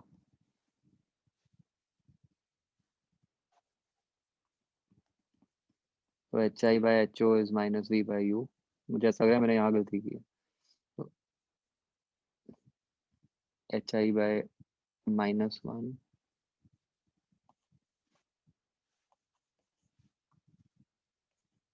HI is equal to -1 into minus,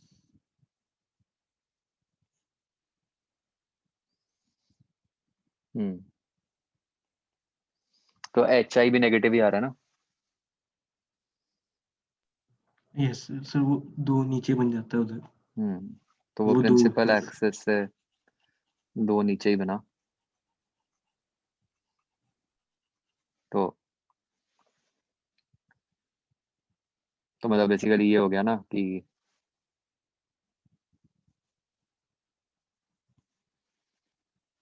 बच्चों सही है ना? तो पहले पूछा फिर मैंने चेंज कर दिया तो भी नहीं कुछ बोले।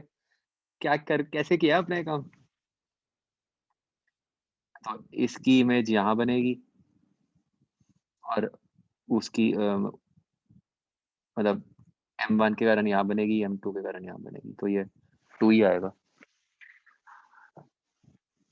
हाँ भाई, बाकी लोग बोलो कुछ। हर तरीके से ठीक है क्या आंसर?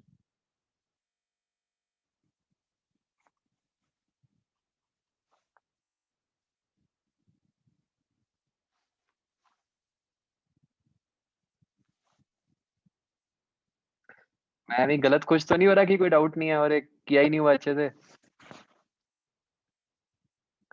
बोलो भाई सब लोग कुछ यस नो।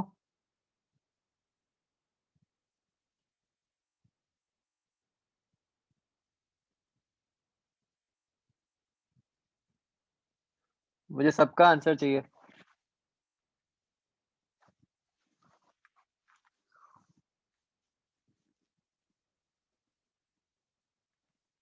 सबके पास कीबोर्ड्स है ना?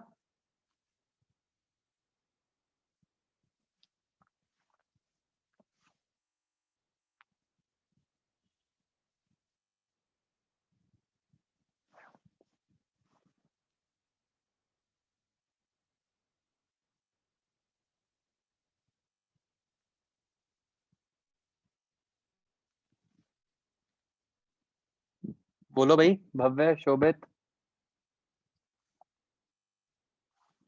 खुशी।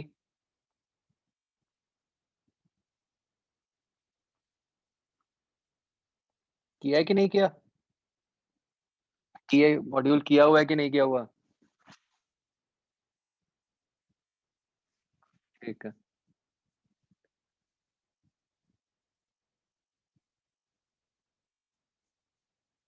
ये इसमें बताना मुझे वो जो कह रहे थे आप। Yes sir.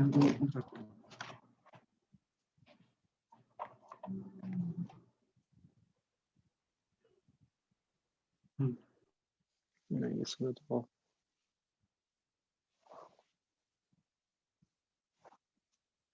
लग रहा है मेरे पास आंसर की है ही नहीं।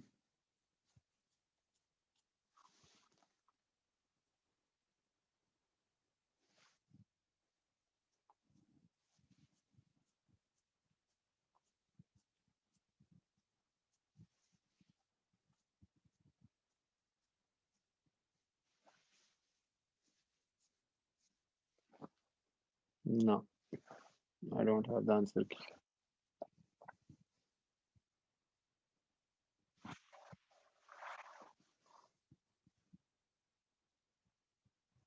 चलो गोपाल, ये याद रखना 3B के डिस्कशन में करते हैं, ठीक है?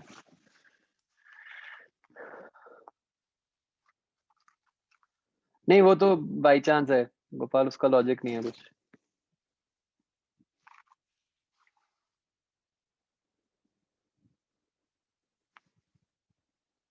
इक्विवेलेंट लेंस मॉड्यूल में पढ़ा था?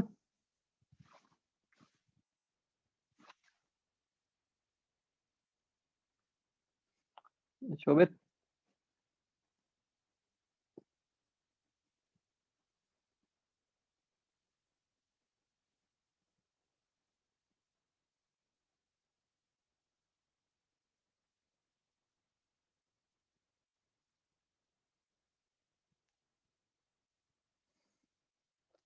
हुआ नहीं ड्राइव वो? सर उसमें मतलब पैरेलल रेज तो आएंगी, पर वो उन्होंने पोजीशन कैसे बताई हुई है फोकस की, मतलब जैसे कोई भी पैरेलल लाइन लेंगे तो वो तो कन्वर्ज करवाई देगी, उसमें फिर डिस्टेंस कैसे बताया उन्होंने इक्विवेलेंट लेंस?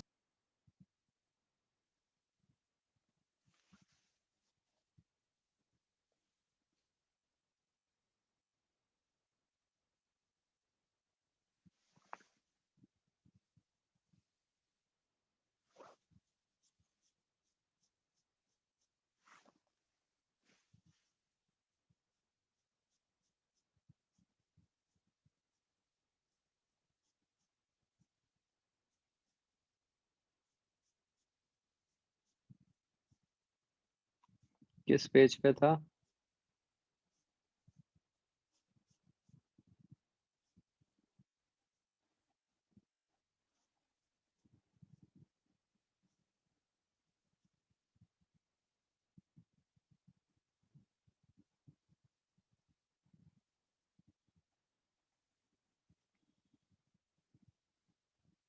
अच्छा, इन्होंने भी ड्राइव नहीं किया हुआ। आई थॉट ड्राइव किया हुआ है यहाँ पे।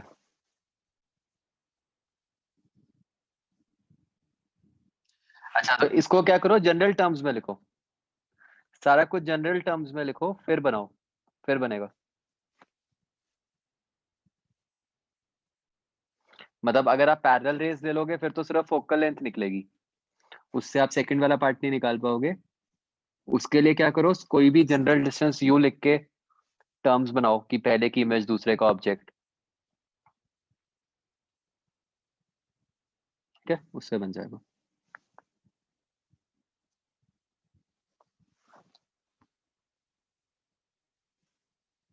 चलो ठीक है बच्चों, ओके। ये ना नेक्स्ट वीक तक कर लेना, नेक्स्ट थर्सडे को हम ये डिस्कस कर लेंगे इसकी 3D, ओके।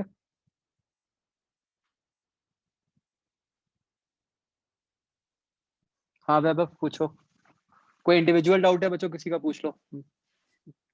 सर वो ना मेरा टेस्ट में क्वेश्चन में डाउट था हम्म, सर। अब 1 मिनट क्वेश्चन पेपर खोलो फिर मैं स्टेटमेंट बोल दूं। बोलो स्टेटमेंट बोलो।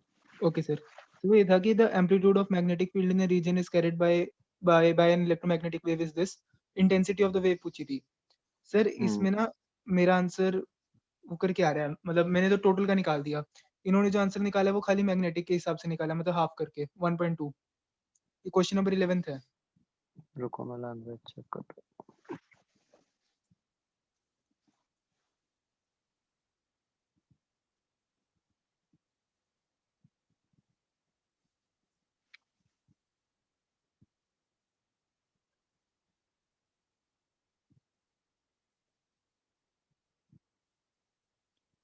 एक ही इसी तरह क्वेश्चन नंबर 9 में भी इन्होंने हाफ लेके ही किया हुआ सॉल्व, यहीं से मुझे आइडिया लगा कि शायद ये लोग हाफ लेके कर रहे हो, तभी इनके आंसर्स मेरे आंसर से अलग आ रहे थे। इसकी क्वेश्चन नंबर 9 की एक्सप्लेनेशन दे रखी थी, 11th की देनी रखी थी।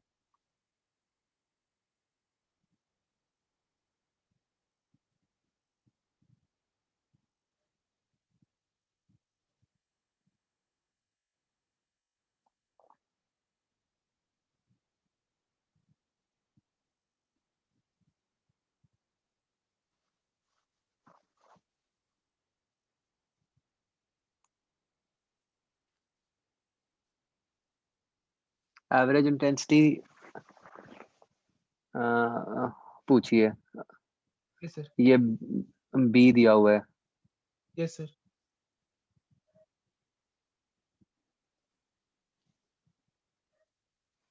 तो क्या कह रहे हो आप, आपने कैसे निकाला ये? मैंने तो वो कर दिया कि I is equal to B square C upon mu naught. B square C upon mu naught, ये कैसे बना? तो हमारी एनर्जी डेंसिटी वाला फॉर्मूला से नहीं निकलता था ये।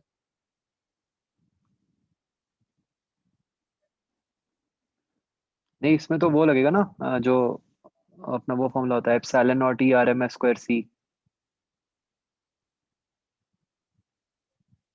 मतलब इसमें वो तो कन्वर्ट करके वो ना बन जाता हो जो आप कह रहे हो। हमने जो फॉर्मूला लिखा था वो ये लिखा था epsilon naught E R M S square सी।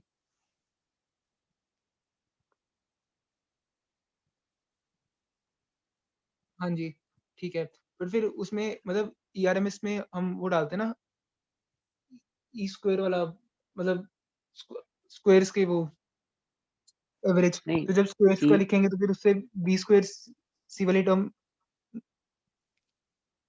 1 मिनट सॉल्व करके दिखा दो सर, मुझे समझ में नहीं आ रहा।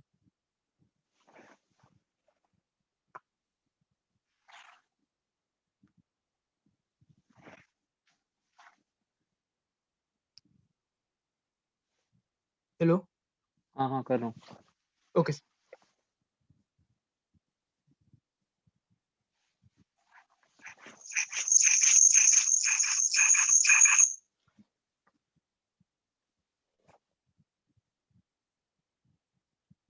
इसमें ये फॉर्मूला लगना चाहिए epsilon naught E R M S square C. अब इसको अगर चेंज करना है तो इसको ऐसे लिख लो एप्सिलॉन नॉट इनटू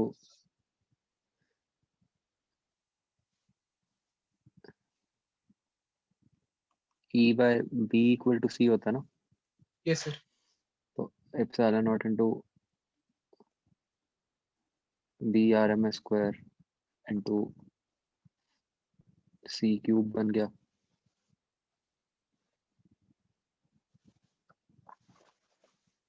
सर ये यहाँ पे RMS वाली टर्म क्यों आई है? ये तो फॉर्मूला में ही थी आर एम एस की टर्म। हमने ये नहीं लिखा था कि अगर एवरेज पूछे हो तो हमें एवरेज डालना, आरएमएस पूछे हो तो आरएमएस, और इंस्टेंटेनियस तो इंस्टेंटेनियस? नहीं, हमने ये कहा था अगर कुछ नहीं लिखा होता तो उसका मतलब एवरेज होता है, और एवरेज के अंदर आरएमएस चलता है। एक सेकंड चेक कर लूँ। मैं तो यही लिख रखा है मैंने तो, I instantaneous is equal to E naught E square C, I average is equal to E square average, मतलब डायरेक्टली प्रोपोर्शनल। क्या लिखा हुआ है आपने? I instantaneous is equal to epsilon naught E square C, हाँ ठीक है। फिर I average is equal to epsilon naught C E square का एवरेज। हाँ तो ई स्क्वायर का जो एवरेज होता है वो ई आरएमएस स्क्वायर ही तो होता है।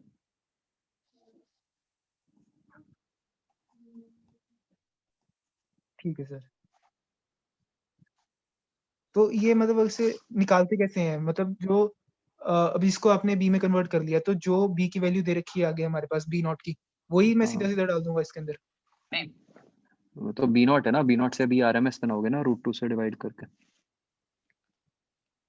ठीक है सर, ये सब चीजें हमने उसमें पढ़ी थी ना, एसी करंट में। मतलब आरएमएस वैल्यू बनाना इसी करंट में पड़ा था। यस।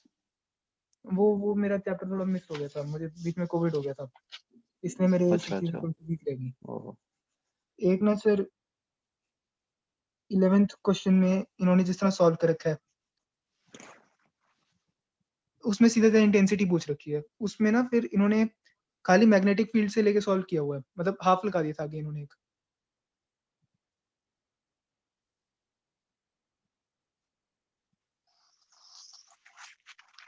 नहीं बिल्कुल सेम बात ही है जो अभी हमने की है, उसमें और इस क्वेश्चन में कोई फर्क नहीं है।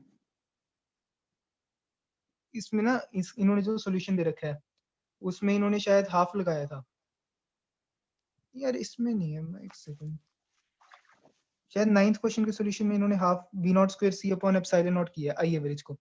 अच्छा ठीक है, फिर वो बी नॉट का वो तो अपॉन √2 की वजह आरएमएस से। है ना। हाँ। हाँ ठीक है ठीक है ठीक है ठीक है सर, फिर तो फिर अगर ऐसे ठीक है। करना है फिर तो मैं कर लूंगा। Okay sir, thank you, okay. Thanks lot sir.